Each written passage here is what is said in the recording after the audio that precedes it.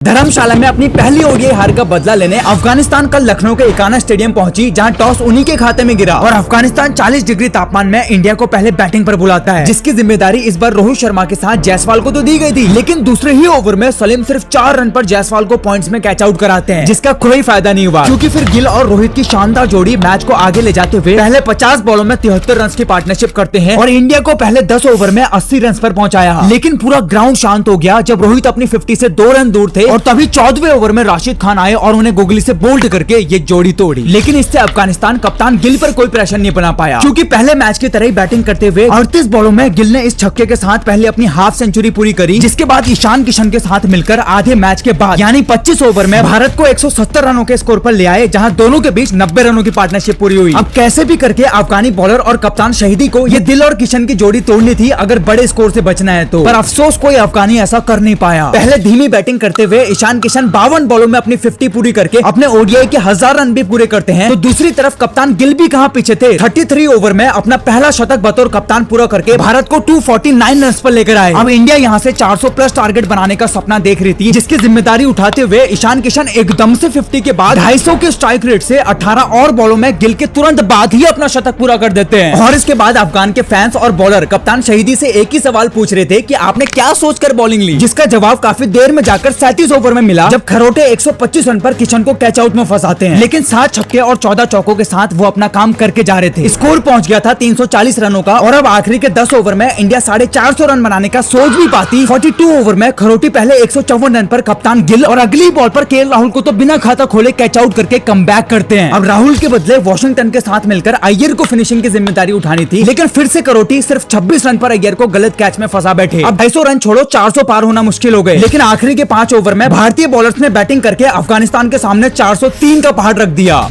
जिसे aggressively chess करने अफगानिस्तान की उम्मीद बनकर इब्राहिम के साथ गुरबाज आते हैं, जिन्होंने पिछले मैच में तो सेंचुरी मारी थी। लेकिन इस बार गुरनून ने 8वें ओवर में बड़ी मुसीबत साइड करके 41 रन पर कॉट बिहाइंड करा के कहा आप बाहर बैठिए, जिसके बाद इब्राहिम का साथ देने सादिक आते हैं और अफगानिस्तान का स्कोर पहले 10 ओवर में सिर्फ 30 रन था और इन्हें अब 403 बनाने के लिए किशन और गिल की तरह बड़ी पारी की जरूरत है, जिसकी जिम्मेदारी इब्राहिम उठा पाते कि 14वें ओवर में अर्शदीप उन्हें शॉर्ट बॉल में फंसा के 21 रन पर ही वापसी कराते हैं, जहाँ प्रिंस यादव अपने ओडीआई का पहला शानदार कैच पकड़ते हैं। लेकिन हैरानी की बात तो यह है कि आधे मैच के बाद यानी 25 ओवर में अफगानिस्तान 130 के स्कोर पर ही पहुंची थी, जहां वो जीत की उम्मीद छोड़ के बस 50 ओवर टिकने के लिए खेल रहे थे। लेकिन गुरनूर और अर्शदीप पाजी के 3-3 विकेट के चलते वो 50 ओवर तक भी नहीं टिक पाए, क्योंकि रहमत शाह जो कि अफगानिस्तान के लिए आखिरी विकेट तक क्रीज पर खड़े थे, वो भी 45 ओवर में 79 रन बनाकर दम तोड़ देते हैं और 170 रनों के एक तरफा फासले से इंडिया इस मैच और सीरीज दोनों को अपने नाम करती है। और मैच के सारे खास मोमेंट आप वीडियो पॉज करके देख सकते हो।